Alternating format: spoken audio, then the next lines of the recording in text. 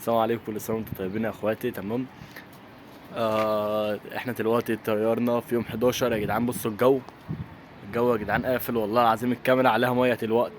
بصوا طيارة الحمام جالي فرد كراكان ده اهو، واقف على السور هناك اهو، هو اللي في النص ده اهو.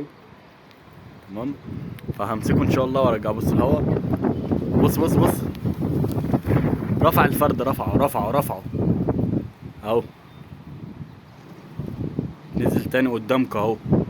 بص الهوا. فالهوا يا جدعان، انا نزلت دلوقتي تحت عشان بس اتكلم.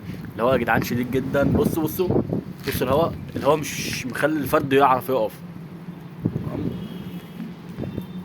تمام؟ بص الهوا بيرفع الحمام. بص بص بص بص كده على الحمام. انا المشكله اللي مسايب زغاليل. انا مشكلتي دلوقتي اللي انا مسايب زغاليل. بص الحمام ما صدق الهوا يقف عشان ينزل. بص بص بص الحمام كله.